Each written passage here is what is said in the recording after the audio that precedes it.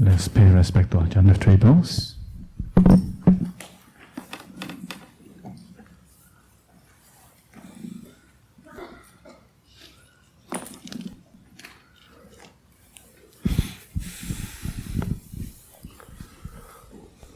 Sound check, okay, in the back.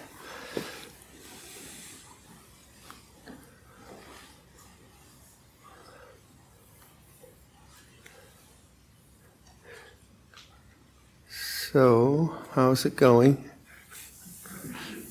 All right. Apparently there was some people were hungry in the afternoon and evening. And can I just suggest, if your metabolism isn't used to eating once or twice a day and you want to eat in the evenings, just change that precept to just eating one time in the evening. Eat 3 times, make it simple.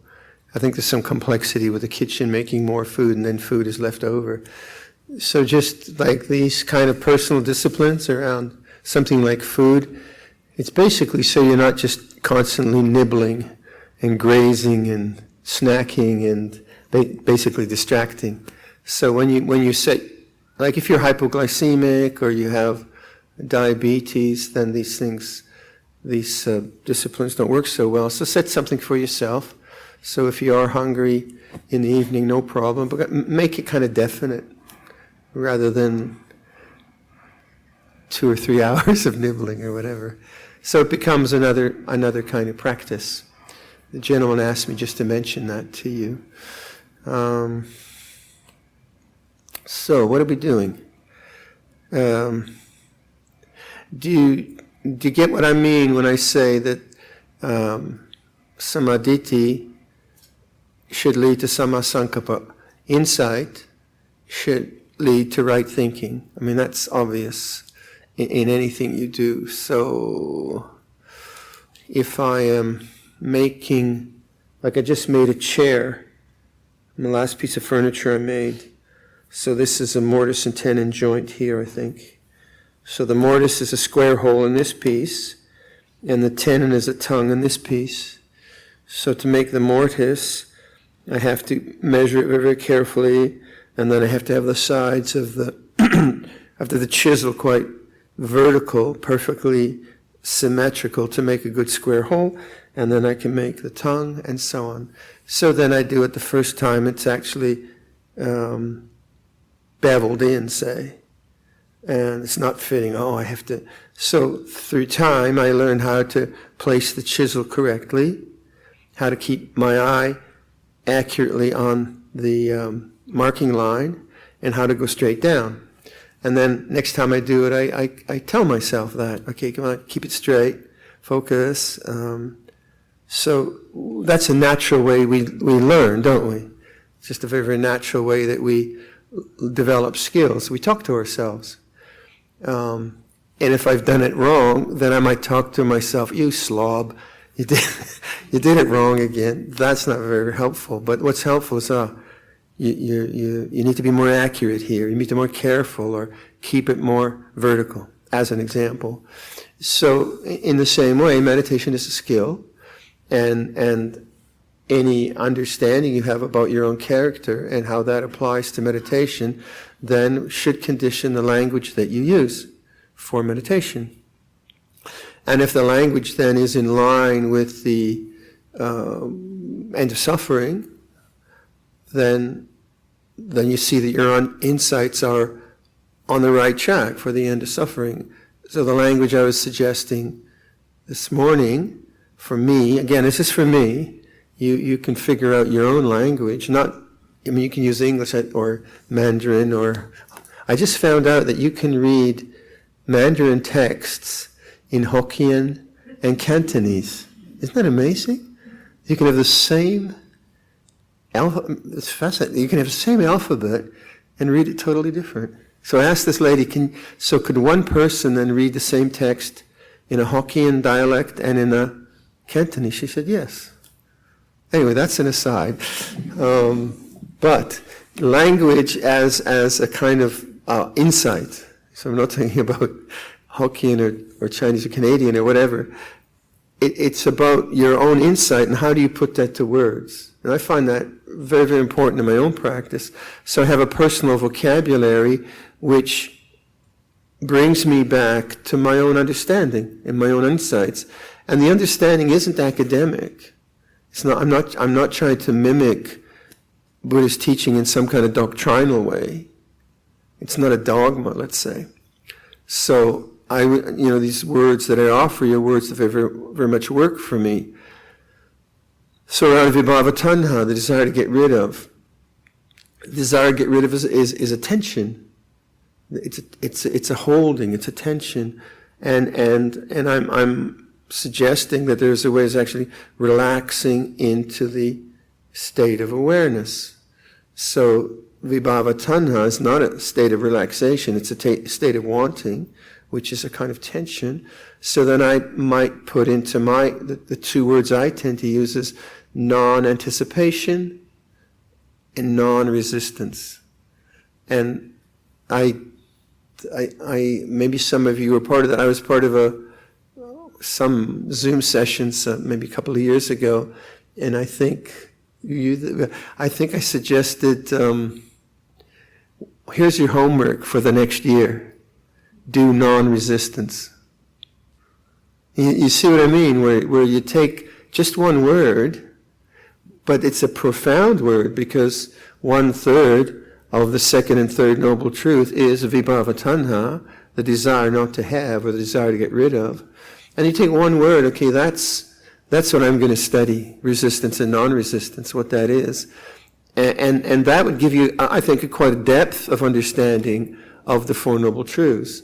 And that's what I mean by encyclopedic and depth. So encyclopedic, I might read many commentaries on vibhava tanha, what this text says, what that text says, and read it again and again and again. But that would be knowledge and someone else's knowledge. It might help me to consider what I do, but then my own insights would be through an investigation of craving, and this particular kind of craving to get rid of, and then I would get a language which would help me to do that kind of investigation.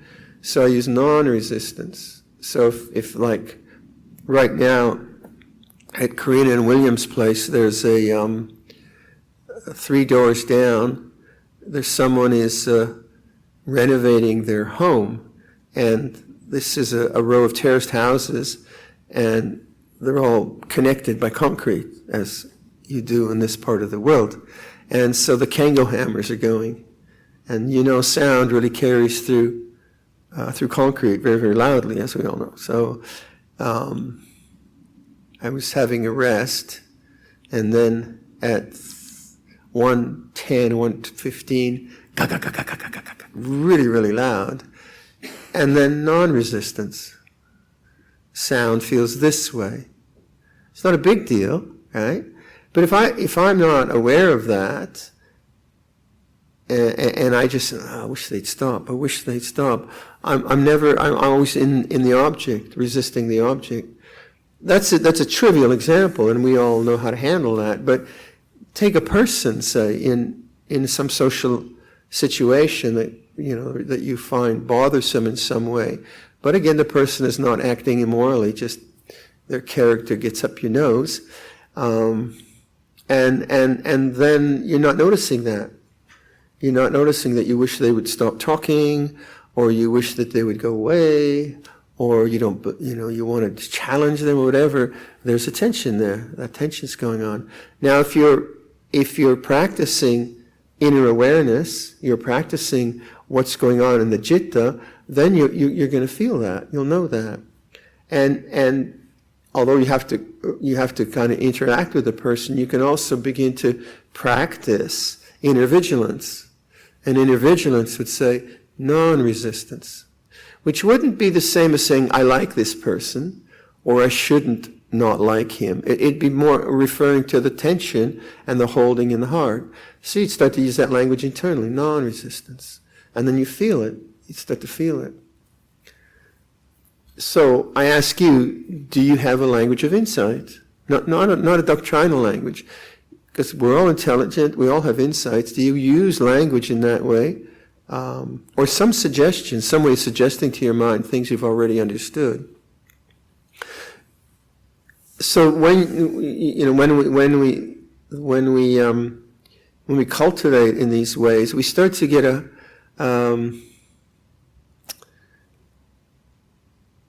collection of practices and upaya and skillful means which become integrated into our everyday, ordinary mindfulness practice. So body awareness. I just did this very brief whole body awareness. If you do that a lot, you do it several times in a week, you do it when you're laying down, what that develops in you is a sensitivity to bodily tension, because you are more aware of the body. When I ask you, notice make conscious the feelings in your right shoulder. You know, your right shoulder, usually you don't pay much attention to it unless it hurts, and then you pay attention to it, and all of a sudden sensations and things come up into conscious in the right shoulder. Do that with the whole body. Do that for a few years, and you have body awareness. Body awareness. So then I'm speaking to the person who I don't get along with, and then not only is it a mental formation, it's also a bodily formation, tension, resistance. Oh, resistance feels like this, the kind of inner vigilance that I practice. So you have body awareness. Then you have maybe like models of like background, foreground. So I guess I would ask you, do you have, let me see, say, are you, like for me, what's very, very important to Theravada Buddhism was, Luang Por introduced me to this, but I'm curious about the Buddha's enlightenment. Kind of, it's my sort of business. And I think we all are. And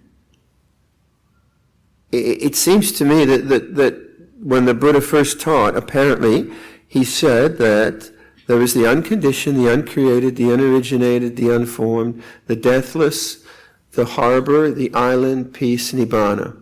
So I tend to just throw out nibbana because it sounds like a spa or a rock group or something, right? So that becomes a corrupted word in modern society, okay? Or a trivial word, whatever. So you have like harbor, like this morning I was saying. And if there were not the unconditioned, the uncreated, the unoriginated, the unborn, the harbor, the peace, the deathless, there would be no freedom or release from the conditioned, from the born, from birth and death, from that which begins and ends. So my take on it is that the whole teaching must be referring to that. The whole teaching must be somehow leading us to that insight. So that the psychological teaching can't be just psychology. It must be pointing to that. So I would ask you, do you have a sense of transcendence in your spiritual aspiration? Or is Buddhism simply like a psychological tool to make you feel better? Or is it a kind of perception of me having a good rebirth? Because rebirth is not transcendent. Rebirth is recycling, right? Recycling's fine, we're all into it, and hopefully we get good products next time. But it's not transcendent. It is important in Buddhist philosophy and Buddhist doctrine, but it's not a transcendent realization. So, I don't know where you're at with this, but to me, that seems paramount. So then, the Four Noble Truths make a lot of sense to me, because what they're pointing to is the fallibility and the limitations and the dukkha of all conditioned experience. All conditioned experience begins and ends. So if I'm seeking the transcendent, the deathless, the unconditioned, the harbor, the peace, in that which is born and dying, which is changing, which is unreliable, I'm looking in the wrong place. I'm just looking in the wrong place. So there's nothing wrong with sensual happiness. There's nothing wrong with our emotional life. It's just if I think that the transcendent realization is there, I'm just looking in the wrong place. It's like you've probably heard that Sufi story about Nasruddin.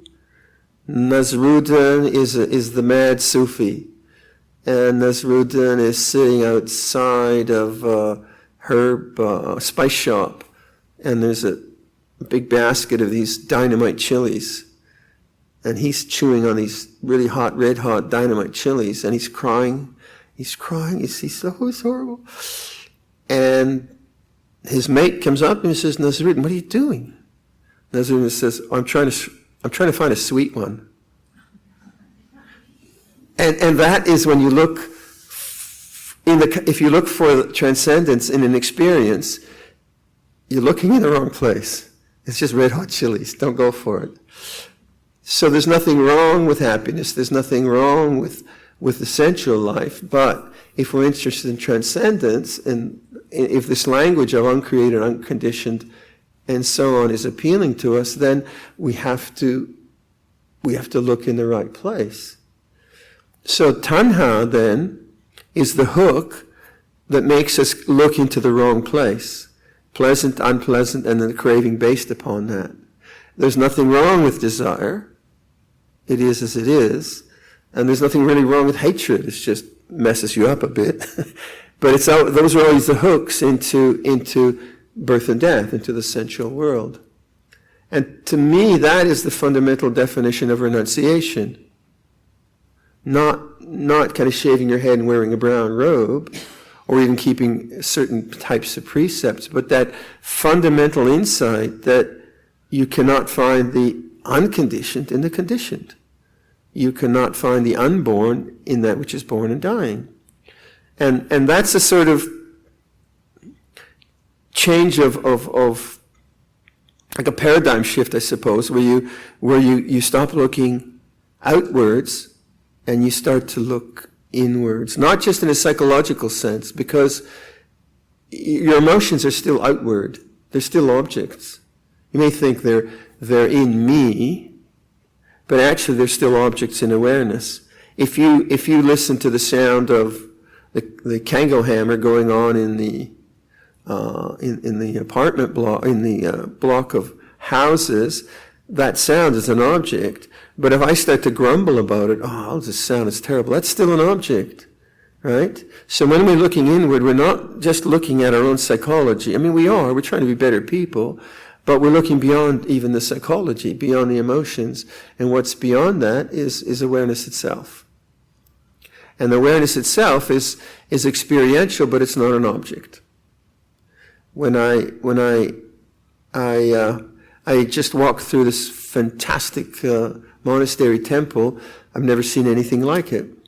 So walking through it, my mind goes out into the imagery, into the craftsmanship, and then it appreciates or is in awe or is confused or whatever. That's normal. And then I go back to the monastery in Canada, I get a different sense experience. That's normal. But what is it that didn't change? What is it that when I walk through the grounds here, didn't change? And what is the same when I go back to Canada? It's awareness. It's the knowing. Now is the knowing.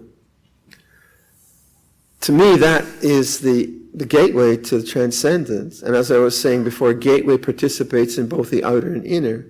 So taking refuge in Buddha, knowing Dharma, is refuge in knowing life is like this. And then trusting in that refuge. From that sense of refuge or relaxation or awareness, then you kind of see the pull of the mind outside. And you can mod it. You can. I mean, I look at things. I'm not a zombie, right? And I eat vegetables and all kinds of interesting things like that. But that's not transcendent. I know that's limited. So if I expect too much from the world of senses, then I'm looking in the wrong place. So the sense of relaxation for me is a kind of interesting contemplation. What is the mind that's relaxed in awareness? And what is the mind which is tense in becoming or resisting or whatever it might be? And that's what I'm sort of trying to indicate in this wee retreat that we're having. Body awareness helps. Obviously, awareness of your inner workings helps. Language that relaxes you into the present moment, that helps. And then the insight is constantly the same thing. What is it about this awakened mind that is silent? Can we be silent? Can we be still? And we can if we're just very, very patient with our thinking mind. We see the mind going out into thought. We say, thought feels like this. And just remember and trust in awareness. And you do have to trust in awareness. So that's kind of where my kind of, the underpinning of my own attitudes to this practice and why I speak the way I speak.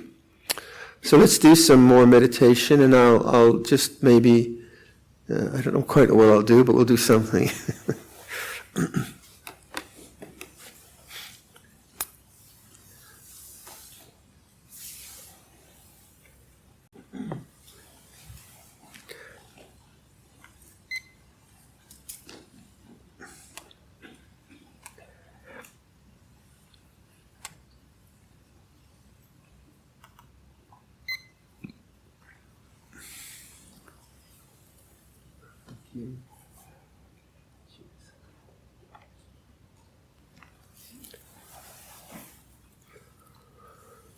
So, take a posture.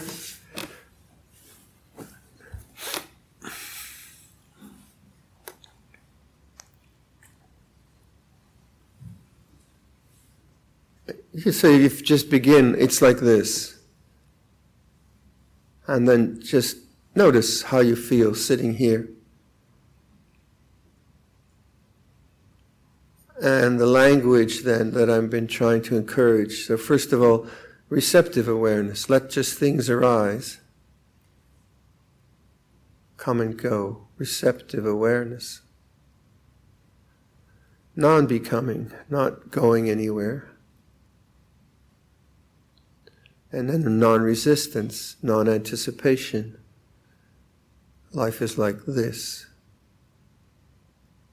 And then try to notice the silence of awareness.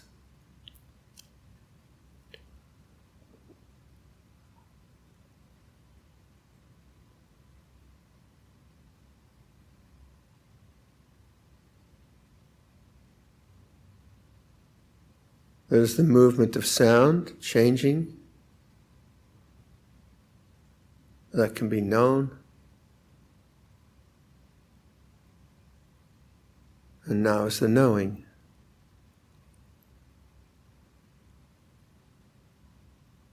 And be that knowing.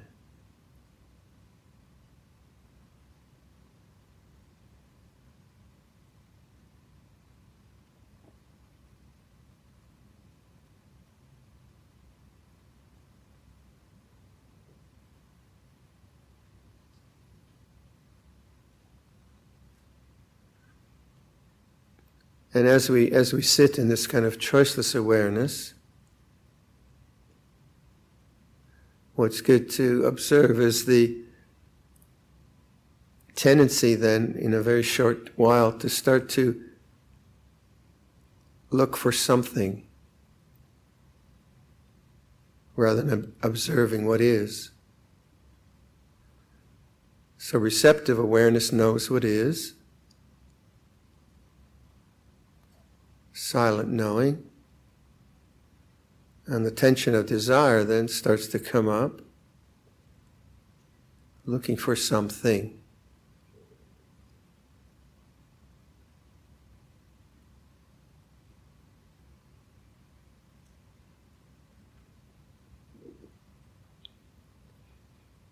Then the ideas of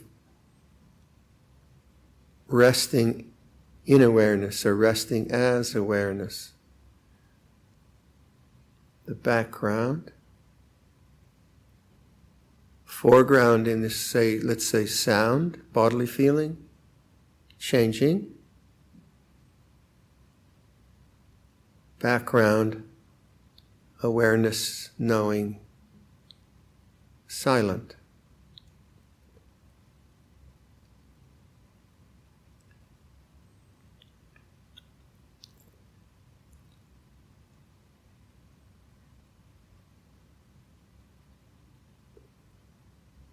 So this is the doorway. So can we keep that doorway open?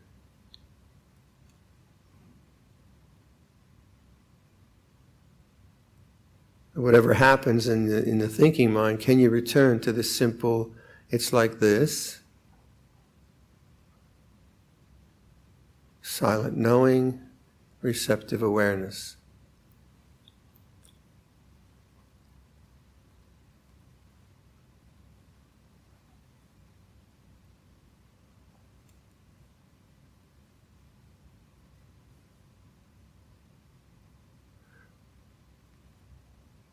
You can see it like learning how to ride a bicycle.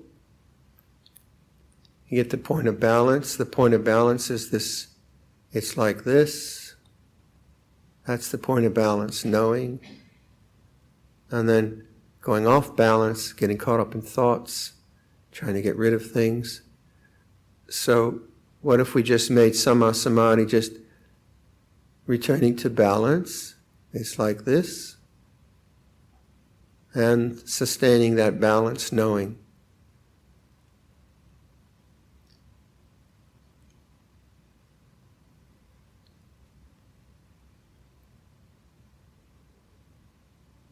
So this we call choiceless awareness.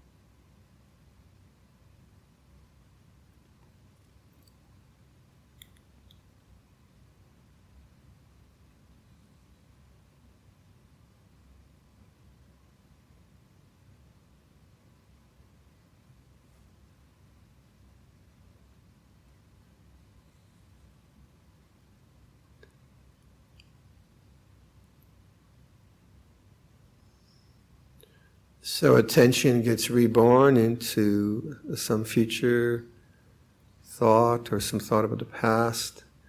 And then there's the interruption, say my voice or pain. In that moment, when you notice you've been thinking, thinking is actually stopped.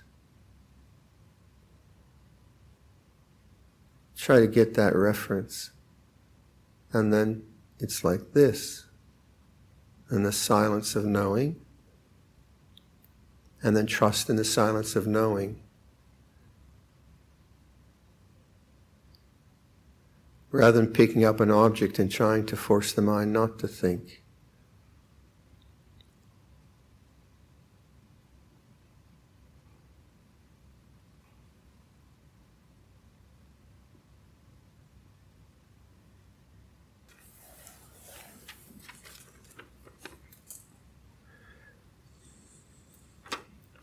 Can you give a teaching on the correct pace of walking meditation?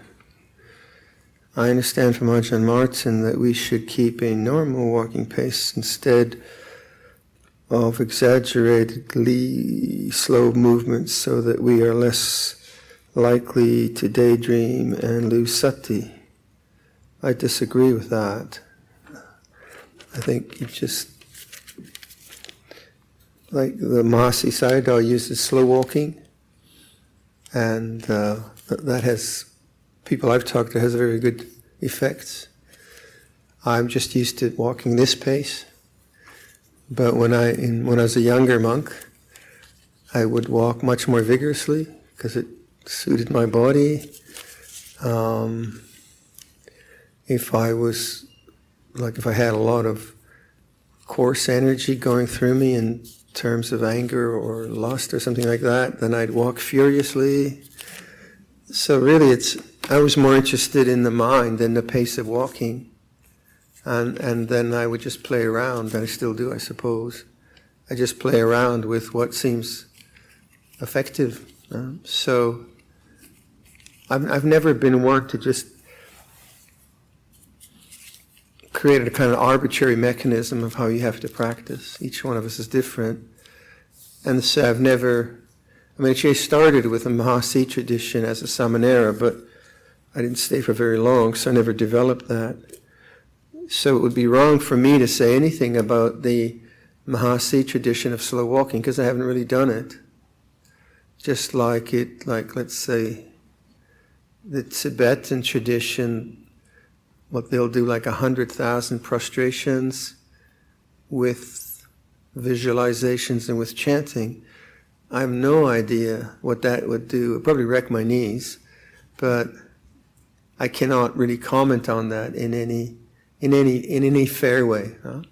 So one must be careful not to, I think, prejudge how things might work. But certainly the Mahasi tradition with its slow walking is a venerable tradition, and I know people who really benefit from it. But they also do retreats where they do normal walking. So I wouldn't say there's a correct pace. The correct pace really is knowing your own mind, and then using bodily formations to help you stay more aware. So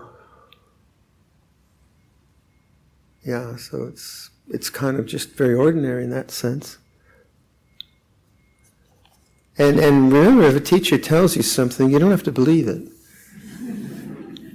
You can reflect on it, and that's important, I think, because a teacher just is coming from his own experience, and any teacher's going to have views and opinions, which is fine, but then you have to say, well, yeah, but let me see, is that really fit? Not in an aggressive and assertive way, but just a mature and intelligent way about what works for you.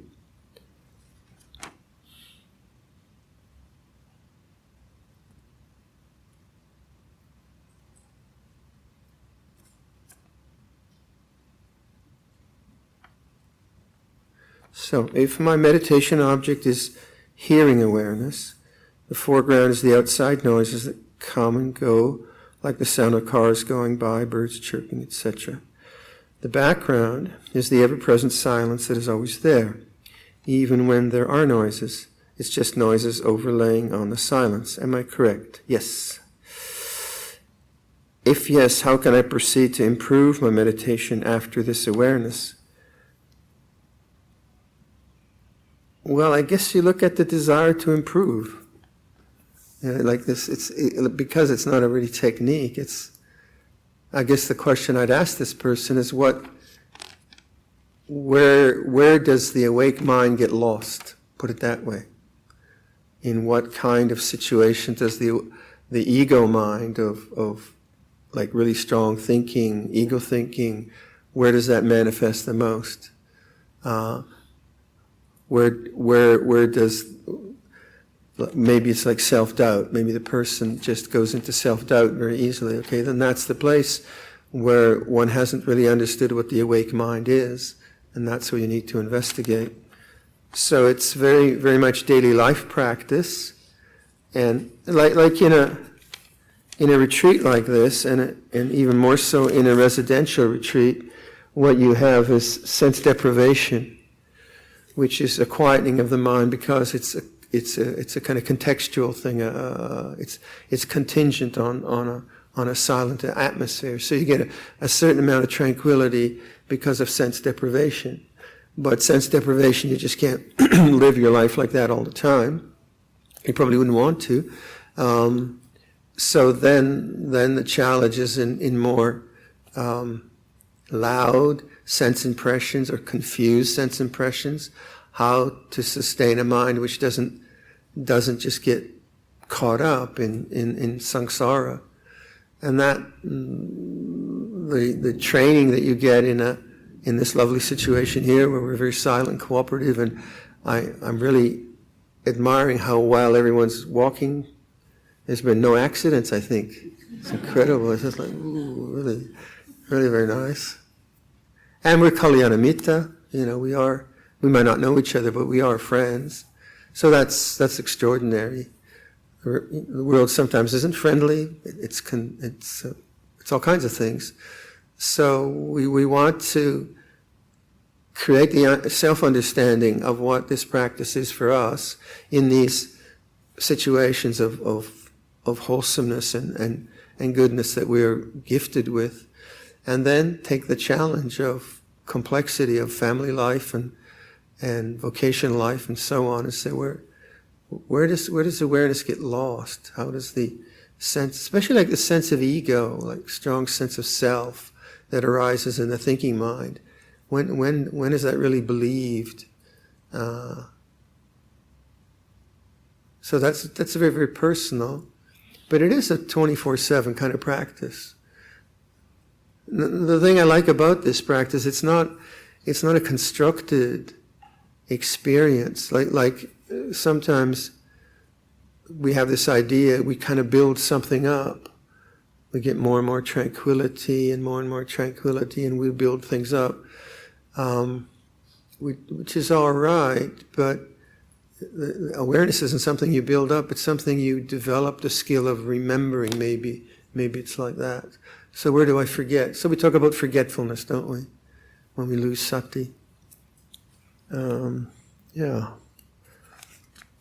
But good question.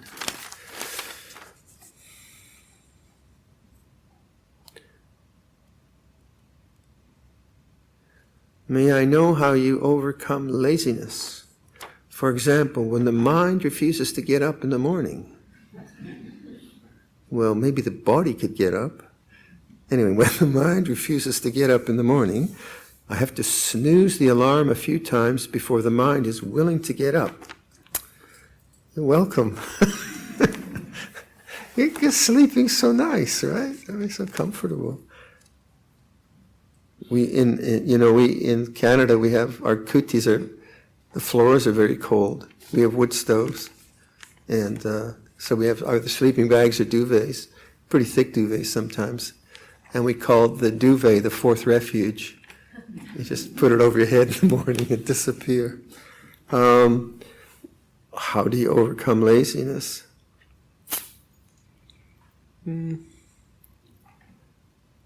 Well, put on 4 alarms at once. Put them far away from your bed. and make sure they're horrible. They're really horrible sounds. Oh, God.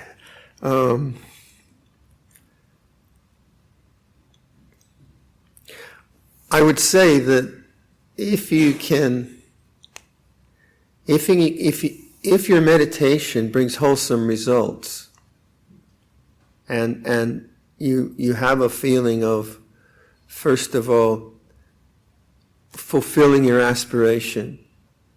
Because for me, if I, in my monastic life, if I didn't really fulfill my aspiration, I always felt like I was cheating.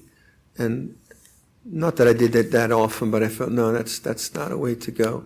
So there is something in us, because we're here, because we have noble principles and noble aspirations.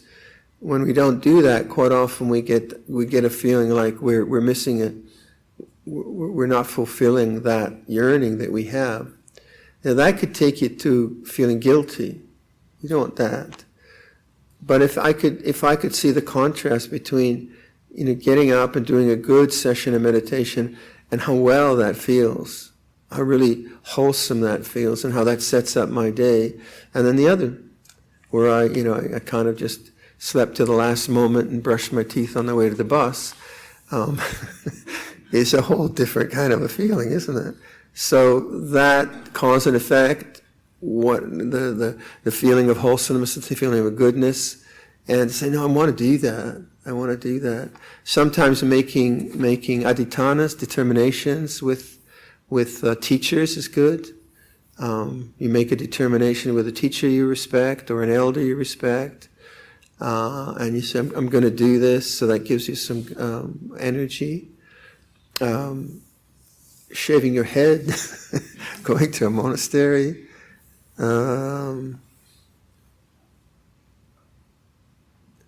I suppose also, like, what kind of inputs are you putting into consciousness that I'm just thinking aloud, would not a very distracted life, like if I just spent a lot of time, gross example, if I spent a lot of time looking at Netflix, I've never seen Netflix, but I have heard about it. A lot of movies, say. And just did a lot of distracting things. It seems to me the meditation would be more difficult because my mind would be more restless, wouldn't it? It's like the first day of a retreat is, quite often we have dullness and sleepiness pretty predominant. And then if we hang in and we have some experience at the end of the retreat, there's much more clarity and it's kind of easier to meditate. So if one has not, what do we call it, maintenance work.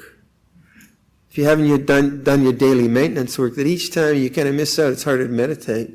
And then you're desperate, so you have to go on a retreat. Get back in the ball game and start again. So all those things become kind of paramount in making that morning meditation a high priority. How do you make things high priority? I guess you just try, don't you? In terms of, say, bashing the snooze alarm,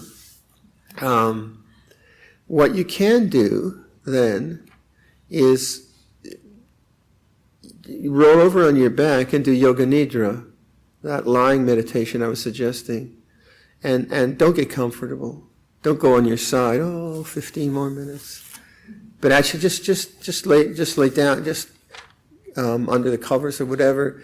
Lay out in yoga nidra or savasana, and do the lying meditation. Try that. That can be quite effective. Very, very effective.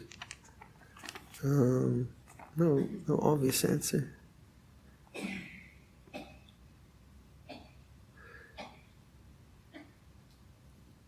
Yesterday, when you mentioned about the 8 precepts, killing and stealing are moral precepts, the rest are renunciant. No, I didn't say the rest are renunciant.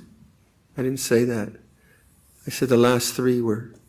So I didn't. And what about telling lies? No, that's a moral precept. So maybe I did say that. If I did, I'm sorry.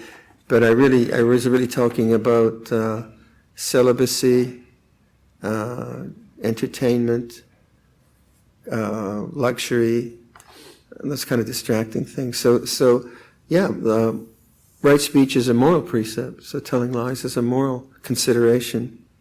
So if I misguided you there, I'm sorry, but I don't think I said that. But in the precepts in general, realize that they're not binary. They're not like on and off. They're a spectrum, aren't they? So killing a mosquito is different than shooting your neighbor in the head. Obviously, there are going to be more profound consequences. Inadvertently covering up something that you did out of embarrassment is different than lying manipulatively in order to hurt someone. So remember that although the word morality is a kind of one word, there's a whole spectrum of possibilities in the practice of the moral precepts. And in terms of right speech, that's a lifetime work, isn't it? Just like how many people mess things up with a stupid email, and it's gone and you can't get it back. So it's a very difficult precept to practice, but it's kind of a guideline for being careful, being sensitive. But if one is like really grossly lying, then that's a bad sign, because the whole teaching is based on truthfulness, satyabarami. If I can't be truthful, then that's not very good. But where lying, I think, is very, very destructive is when I'm lying about my intentions. So I might not be verbally lying to someone, but I'm not honest about my intentions, and then it's pretty hard to get out of samsara. Because if I don't know what I'm doing, and I'm lying to myself about what I'm doing, then the consequences I can never really fully understand. So satyabarami, truthfulness, is terribly important. But do remember the kind of that the precepts aren't binary; they're not just black and white.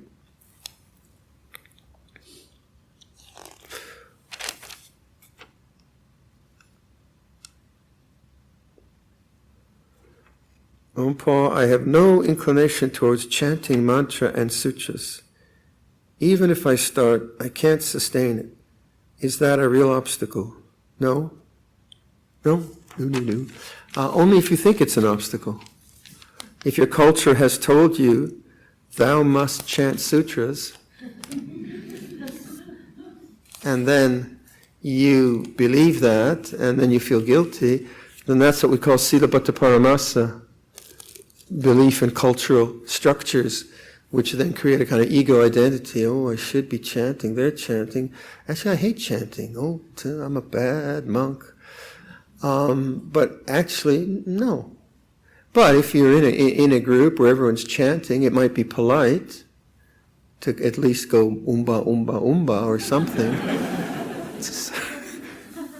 Kind of, that's what Ajahn Chah told us to do. He said, if you don't know the chanting, just go umba, umba, umba. So personal preference is there, but also just like social sensitivity. So if I rarely go to a Christian church, but if every now and then I happen to be in a Christian service, when everyone stands up, I stand up. I don't say the prayers, but I try to be sensitive to that. But it's certainly not an obstacle. Like for me, my voice is pretty old, and so it cracks up. So I don't lead the chanting anymore. I used to like chanting, so definitely, it's not a problem. But the whole thing of silabhata paramasa, cultural attachments, those are interesting. Like those are very interesting about what a woman should be, what a man should be, what a monk should be, and all the different societal pressures we have, which create a sense of self. They can be very, very strong.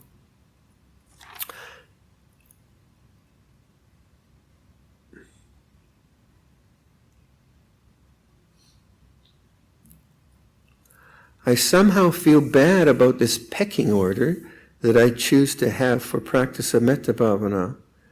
It is like amongst those I want to send metta to, I am discriminating in who I choose to receive my metta. That's very confused. Metta is not prayer. You know, like, I don't know where this has come up in Buddhism. When we do metta bhavana, we're not praying. I'm not kind of saying, Luang Por, may you be well, and then there it goes. It hit him. You know, it's not like that. It's simply about the mind picking up wholesomeness and sustaining wholesomeness. That's all it is. So in stream of consciousness, you bring up a wholesome memory reflection, Luang Por Sumedho, and then you let the mind abide in that. But sending prayers, I mean, you can do it. Go for it. Send me lots of prayers. I don't mind. But that's really not what metta bhavana is about. That's a kind of cultural thing that we do. But the whole sense that I'm here and you're out there and all those structures, that's the dualistic part of Buddhism, which is sila and dana and social responsibility. But when we're developing the mind, we're letting go of duality, and we're witnessing the changing nature of the khandhas, or the changing nature of sense consciousness, as arising and ceasing, anicca, dukkha, anatta. And in that context, not in the context of duality, in that context, when the mind is imbued with metta and or the Brahma Viharas, then it's a very wholesome state of mind. It's very helpful. So if I can bring metta into consciousness, Luang Por, may you be well, that brings forth a kind of very wholesome state of mind. And the longer I can sustain that, the better. But I don't send him an email. I said, did you get that? Well, I did 2 hours on you. What happened? So I make jokes about this, but it's not prayer. It really isn't prayer. I don't know about the efficacy of prayer, but you won't find that in like the Buddhist texts. You find that in modern, maybe it's always been there. And I'm not dismissing that it might have some efficacy, but a good story for me was I was teaching a retreat in Auckland many years ago in New Zealand, and we were doing metta bhavana, and in between the meditations or something, I found I saw a good friend who was the president of the Auckland Association, and I said, so how's it going? She says, oh, I'm exhausted. I've got a big family. So and also I want to give everyone just the same amount. So here she is, she's got 20 relatives, and she's trying to chop up all her metta and give each one. It's like giving everyone a sandwich. But, you know, it's really not about that. It's about the heart being happy with metta. So you don't have to think about any person, or you think about one person in that way. And there was another woman there, and this was during the bombing of Belgrade in former Yugoslavia, and NATO was involved in the war there, as you might remember. And she was sending metta to all the people getting bombed in Belgrade, and she was crying. She said, "Oh, I'm not winning on this one," and like she was taking on the whole karma of Belgrade and the war as a kind of heavy burden, and trying to send out metta to heal them. That's not what it's about. It's just about bringing the mind to wholesomeness and cultivating wholesome. And then if you want to pray, sure, you do that. And again, I don't know the efficacy of that. There's nothing wrong with that. And it can make you feel very good. And if people hear about that, they feel very good. That's all well and good. But in the contemplative or meditative sense, we're bringing the mind to wholesomeness and sustaining wholesomeness in that way. And then, of course, it helps to see unwholesome states of mind, such as aversion, makes you more aware of them. Oh, here we go. can meditation help remove the extreme fear for dogs? Should meet Bruno. That's our dog. Yes and no. Awareness of fear certainly is the important part of any kind of a fear. The way I would look at that is fear is a fundamental construct of our habitual mind. Fear is also biological, right? So the fear of a rabid dog is a good fear. I've been in India, and way back when I was a layman, and there was a dog that came into a compound where there was a tea shop, and I was having tea. A rabid dog. I'd never seen a rabid dog before, and everyone jumped up on the tables, and this thing was crazy. It was really frothing crazy, and it was so fear-inducing. But that's a good fear. That's a fear which saving my life. But then, of course, you get fears getting mixed up. So you have a dog, which is a serious animal, and then you have maybe childhood experience.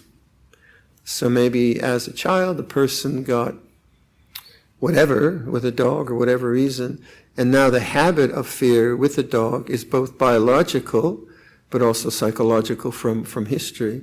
So it's a bit of a knot to unravel. First of all, I wouldn't make it a problem.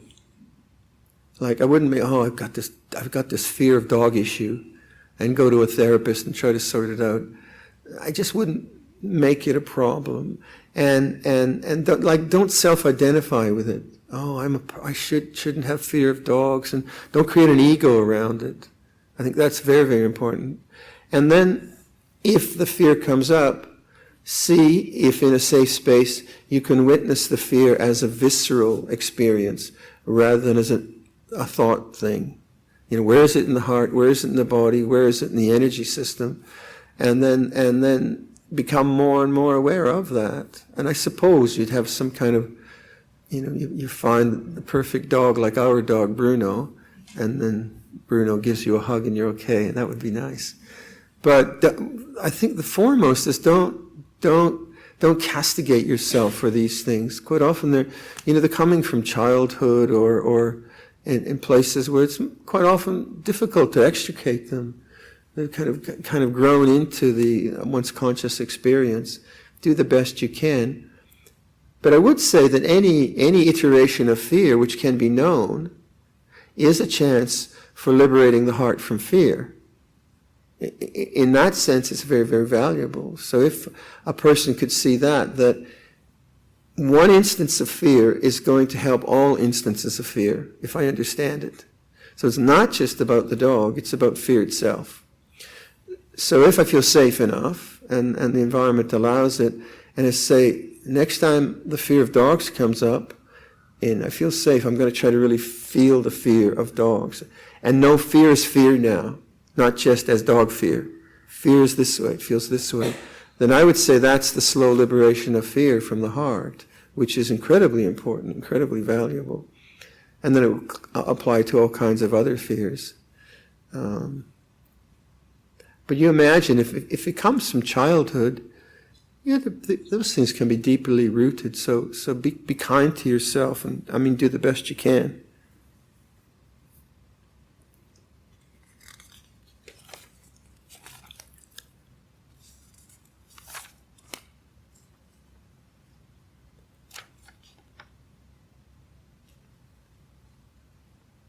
In a retreat like this, and in particular the duration of on Metta Bhavana, of the sitting, I suppose, on Metta Bhavana, am I supposed to spend the entire sitting on radiating loving kindness, or is supposed to just sitting with breathing as object, like what I usually do? I say just do what you usually do, and all I really want to do with that little practice is get the mind in the tone of kindness. Because it's an attitude, and an attitude which accepts all things and rejects none. So if you get that sensibility, then just with the breath is fine. But I'm not suggesting you produce any kind of fantastic experience. It's just what is the tone of metta in relationship to awareness? Because awareness can have a sense of control, a sense of maybe trying to get something, or a sense of acceptance. So it relates to my suggestion of receptive awareness. That awareness and kindness can be conjoined in that way.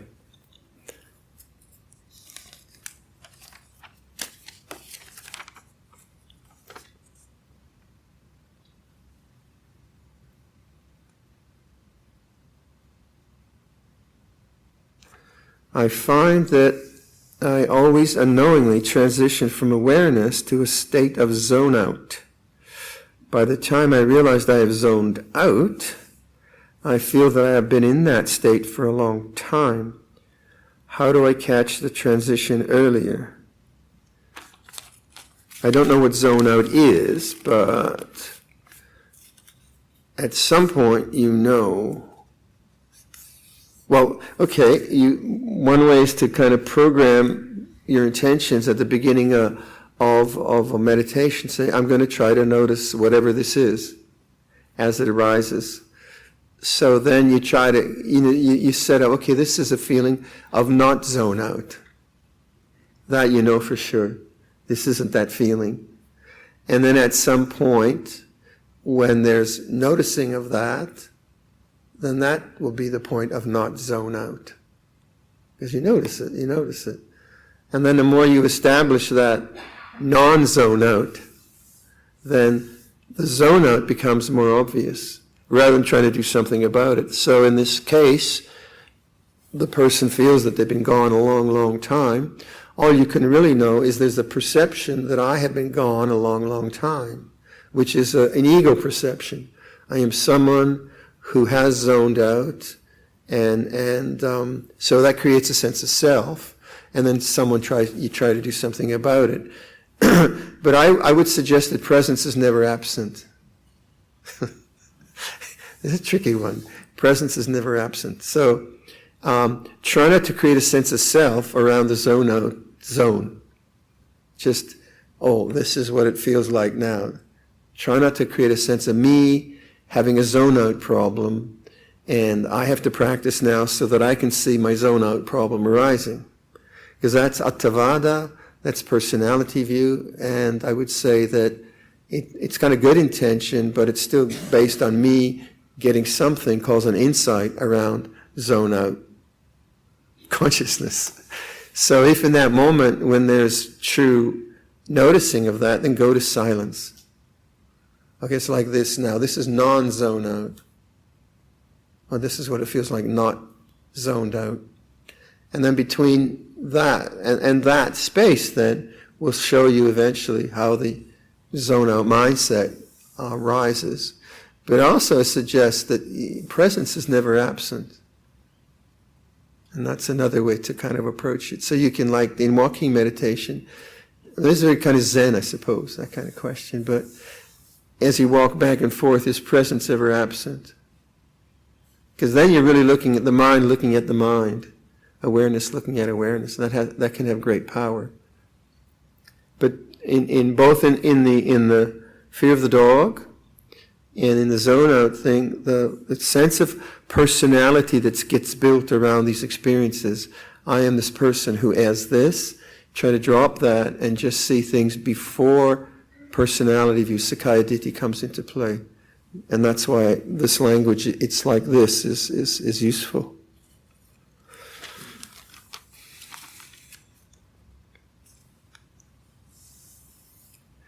Does right concentration play a role in this awareness practice?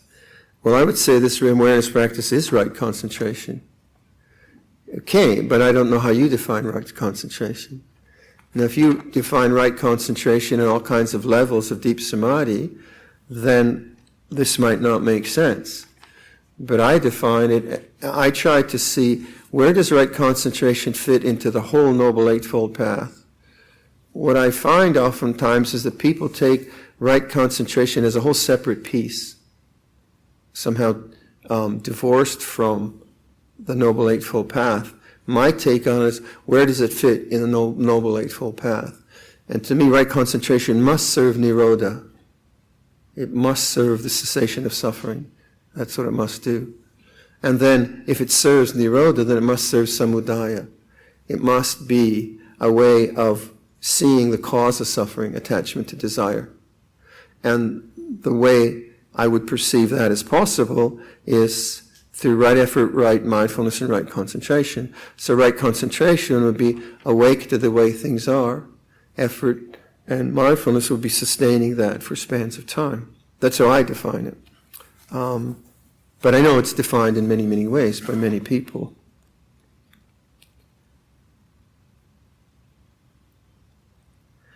Sure, so that's where the person's at. Did Buddha use this method in his practice leading to enlightenment? And I understand he went into deep jhanas before his enlightenment. I don't know. I wasn't there. And the whole language around jhana is actually, a lot of it comes from Visuddhimagga. And it's a kind of commentarial thing that comes through the Visuddhimagga and has been standardized in especially in the Burmese tradition.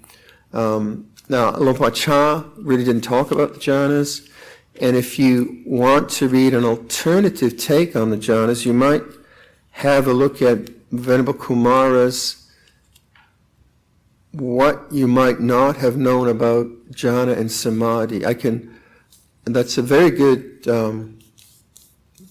essay on how that word jhana has maybe been misused and maybe misinterpreted, or how it is used in other ways, other possibilities. So I had a very interesting experience when we did a retreat in Dhammagiri in Mahong Son. And on that retreat, there was a woman from Beijing who was a translator, and she came to the suttas through the agamas, which are the Chinese equivalent of the suttas. I don't know which Chinese scripts they're in, but she was saying that the word jhana, which is dhyana in Sanskrit, is zen in Japan, is chan in China. She said that the word jhana did not mean absorption, it meant one-placedness, just one place at one time, rather than absorption into an object. And when she came across that in Theravada, she was very surprised, because her take of it, that jhana was really meditation. And you could see her whole perception around that was different than people who had had a different interpretation of it. It was very interesting talking with her about that. So I take that word to mean meditation, and I'm not a scholar, but from that essay, the examples he cited is that the word was used in many ways, in many instances, in different ways. So my own teachers have never emphasized Samma Samadhi in that way. They've emphasized it more in the sustained awakening to the way things are. So that's where I'm coming from. But perhaps we could, on whatever website this retreat is on, we could maybe post that article. Some of you might have read it already. It's a very good article. And then you can have a look for yourself. I think it's an important one to read, so you get kind of alternative perspectives on how that word is used. All right? I'll ask Bita, she'll probably know where we can post that on the Buddha Dhamma Foundation.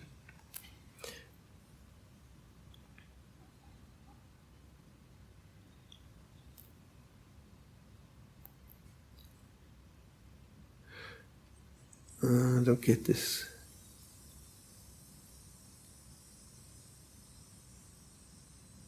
I'll have to, couldn't figure that one out. Try later.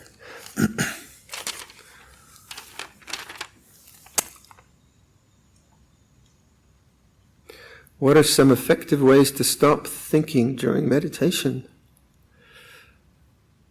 Do we count the steps or chant a mantra like Bhutto? Or do we walk quickly or slowly? Well, infinite patience, boundless compassion, you could do that. Each time you hear the mind thinking, first of all, don't try to get rid of thinking. Be patient, be patient, be patient. And then when you notice thinking, take 4 words, infinite patience, balanced compassion, and established silence.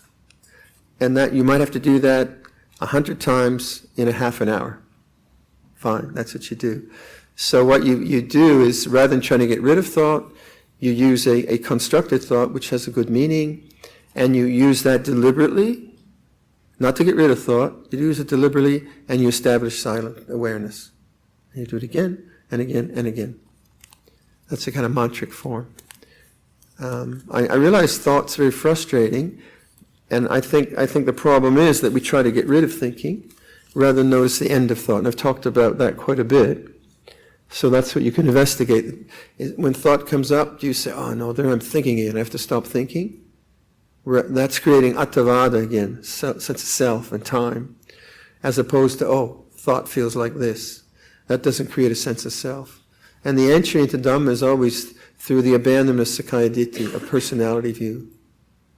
I am someone who's thinking too much. You know you're not.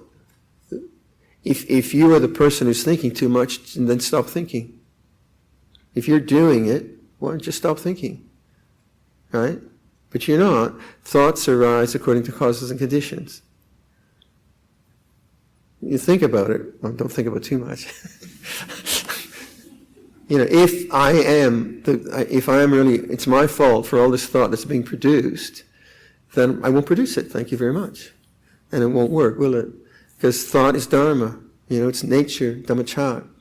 So the question is then, what are the causes and conditions for the non-attachment to thinking?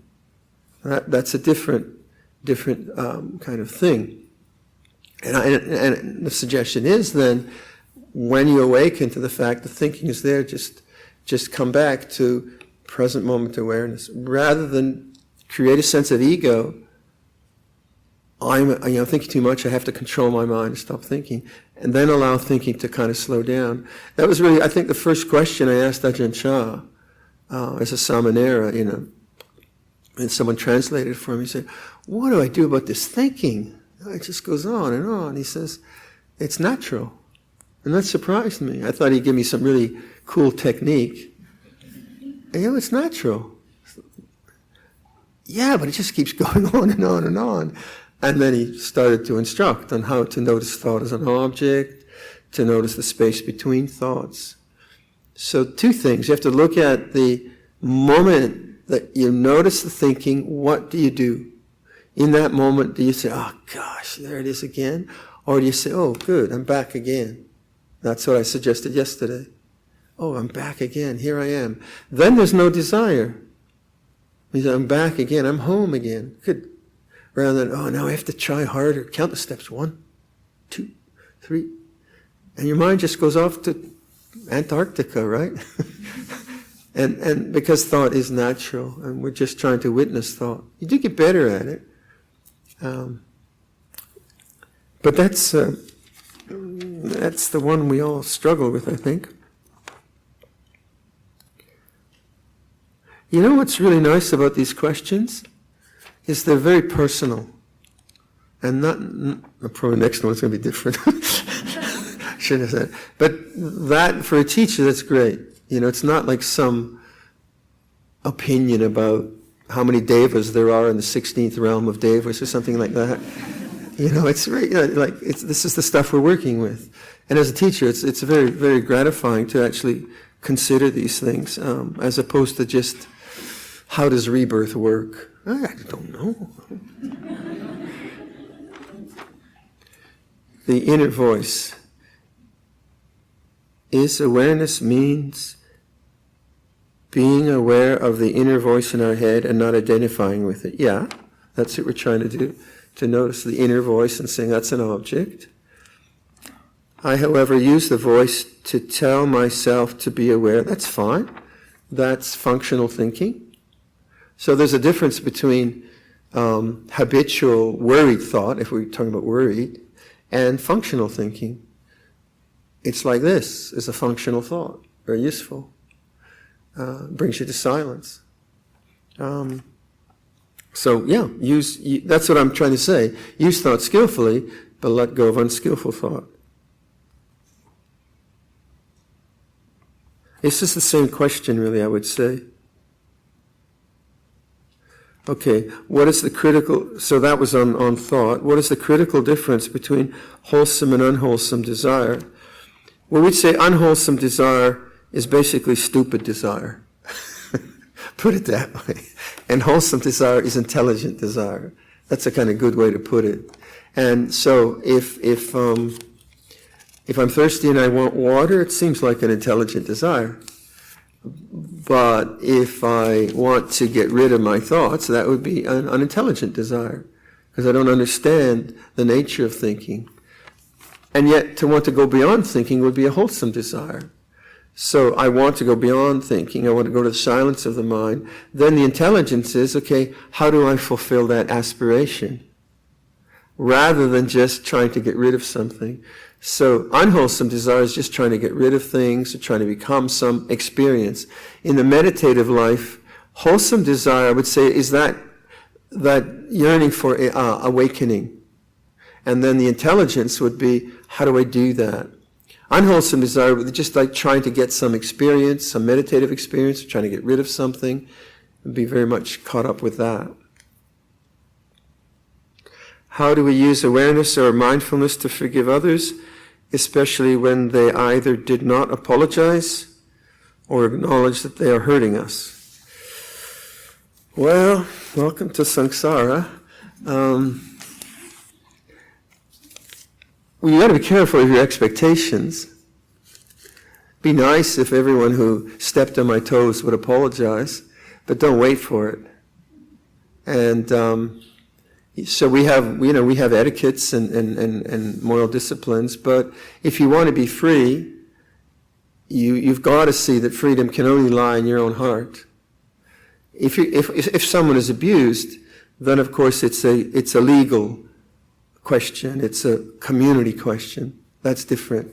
And if someone is not living according to legal standards and legal agreements, so in a monastery, say, if a monk does something wrong, there's a whole way of apologizing, and we honor that. If a monk didn't honor that, then we say, well, you better live somewhere else. So it's not like we just allow people to do what they want to do. But then another way to look at these human interactions is, say, the person that gets up your nose, as I like to say, do you use that phrase in Singapore? And a person that irritates you is your teacher. You don't tell them that, but that arising of irritation and their coarseness or their insensitivity is not socially appropriate. But if you have no choice to call them on it, then how does the sense of self get created through that? So mindfulness would be to see, let's say I was kind towards someone and they didn't, and then they were unkind to me, they didn't thank me, I really went out of my way to help them, and now I've been sort of disappointed by them, and I come and I meditate. That memory comes into mind. That memory feels like an unjust experience. And that feeling of the memory, then what does it do? It creates thought. And the thought is, that's wrong, they shouldn't have done that, I'm never going to talk to them, I'm never going to forgive them. That's called Sakkaya Ditthi or Attavada, the creation of a sense of self through thought driven by emotion. So mindfulness knows that disappointment feels this way and stays with the disappointment before it goes into thought. Preconceptual. What is the feeling of being like yesterday, betrayed, even stronger, or being insulted? It feels like this. Socially, you say you can't do that, you shouldn't do that, fine. That you work out how you work out. But as a contemplative, you see, if you're going to be free, only you can be free from your own heart. If your freedom is dependent on someone else, you're in trouble. And you can't always forgive. Sometimes you're just not ready to forgive. Like someone might, maybe someone's been really unkind to you 10 times in a row, and they come to you and I ask for your forgiveness. Every time they insult you, they come and they say, I ask for your forgiveness. And you look at me, and you've just done that 10 times, and you want my forgiveness. Go away. So, sometimes we get too idealistic about these, I should always forgive, and then people use us for that. If you can't forgive, fine. Just keep the precepts, don't hurt them, and then keep your own counsel. But not being able to forgive would always be an impediment in the mind, because every time the memory of that person would come up, there'd be that, I'm going to get back at him, I'm getting revenge. So eventually you work it out, it's just not worth it. If I want the peace of the mind, I want to relax in the mind. It might take some doing, I know that like sometimes I've had in my own practice, like all of a sudden all these resentments would come up about things that happened to me 5 years ago. Just like, wow, that one. It's just like this purification of resentments coming up. And I wasn't really holding them, but somehow they would come up into my mind. Mindfulness would the real key is, I think, Sakkaya Ditthi, personality view. The difference between knowing disappointment is disappointment and taking it personally is what we mean by non-attachment. The arising of disappointment is natural, and then the holding of disappointment is through thought and the ego sense of that's unjust, that's wrong, and so on. And then the knowing of disappointment just as it is, before it goes into ego thinking, that's what non-attachment is. And from that, it can work its way out, it can cease. Non-attachment doesn't mean not having any emotions. That's not human, we're human. And those are all the little knots that we're trying to unravel or undo in our minds. One more.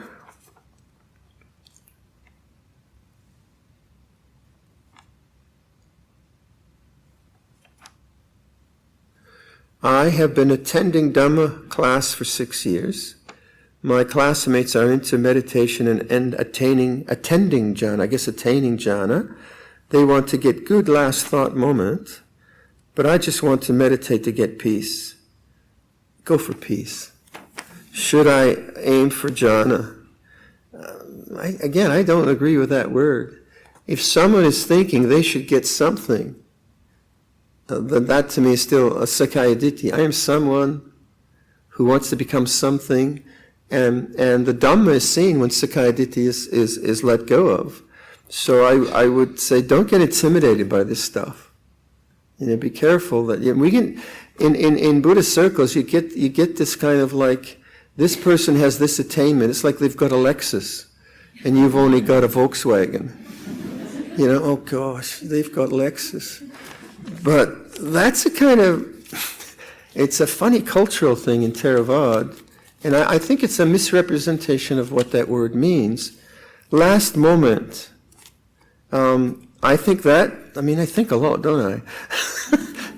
But I pondered that one, and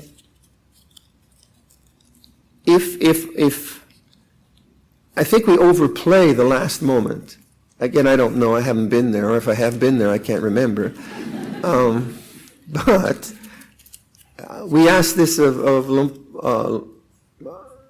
Tanchakun Prayuto, was very well-loved and a very wise monk in Thailand, very, very erudite. And we asked him about that last moment thing, and he said, well, his analogy was, it's like you have a corral of horses. So there's a fence of maybe 20 horses, and there's a corral, and they're milling around. And the rancher comes and opens the gate, and then the horse closest to the gate gets out first. But then very quickly, the strongest horse leads the herd. Are horses in herds? Is that right? Leads the herd of horses and is dominant. And so he said that's how your life energy is, that if the dominant energy of your life has been good, then that's the dominant energy which will then condition the next possibility. And what I kind of joke about it, I was saying, I think the other day with William and Corina, I said, so I'm in palliative care now, right? And they got me on the morphine. And the nurse then sticks a needle into my arm. And she kind of doesn't do it well, and it hurts. And I said, you. And then I'm reborn in hell. It doesn't seem logical. Like that whole lifetime of goodness, is that now? So these are hypothetical things, and I think we worry much too much about them. But the realization of the unconditioned is not tomorrow. Or the like we say, akalika dhamma, not a matter of time. So someone is still, for me, looking for some experience in time. There's still sakkaya ditthi, there's still personality, there's still tanha. But the abandonment of tanha, the abandonment, relinquishment of craving is here and now. It's not something you get later on. So the logic of that to me is totally flawed. It's like, I don't think the person really understands. But it is a cultural thing, and we'll talk about it in cultural ways. But if you take the logic of akalika dhamma, not a matter of time, santitiko akaliko ehipassiko, here and now, see the dhamma for yourself, letting go, relinquishment, abandonment of craving and becoming, sakkaya ditthi, silabhata paramasa, the vicikicca, the fetters which block you from seeing dharma. You look at all that, well, it can only be here and now. It can't be later. And me wanting to get something later, to me that seems like avijja right away. Avijja paccaya sankhara. With ignorance as condition, there is the sense of self trying to become something.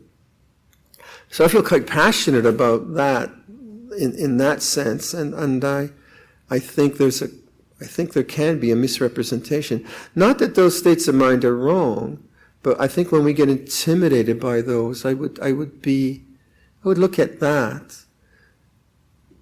So my references are more like foreground, background, here and now, akalika dhamma, letting go rather than attainment. But that's me. There's other ways to look at it. So I think I've talked enough. So let us finish with the page 36.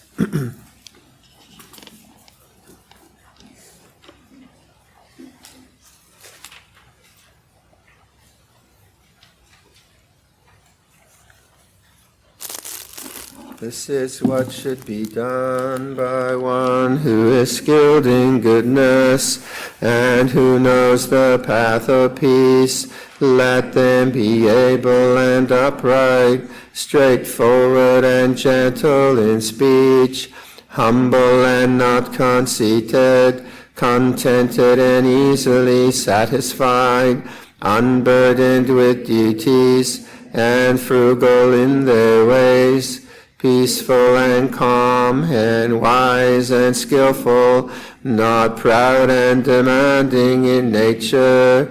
Let them not do the slightest thing that the wise would later reprove, wishing in gladness and in safety. May all beings be at ease, whatever living beings there may be, whether they are weak or strong, omitting none, the great or the mighty, medium, short or small, the seen and the unseen, those living near and far away, those born and to be born. May all beings be at ease. Let none deceive another, or despise any being in any state.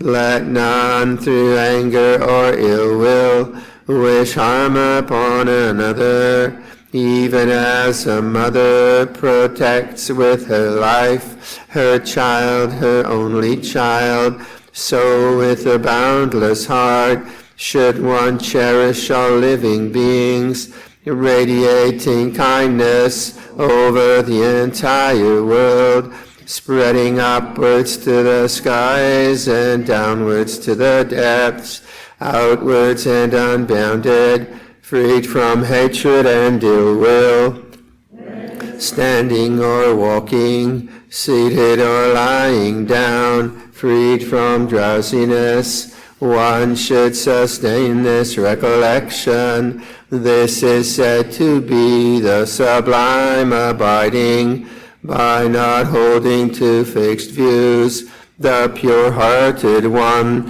having clarity of vision, being freed from all sense desires, is not born again into this world.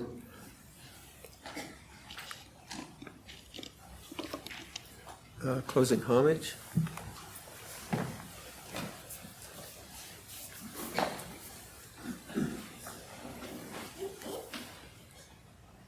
Arahang Samma Sambuddho Bhagava Bhutang Bhagavantang Abhivademi Sawakatua Bhagavata Dhammo Dhammang Namasami Supatipano Bhagavato Sāvaka Saṅkho Sāṅghang Namami.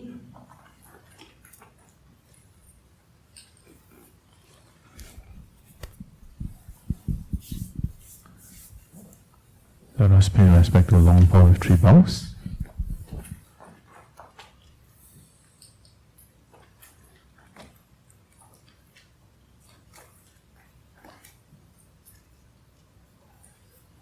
Okay, see you tomorrow.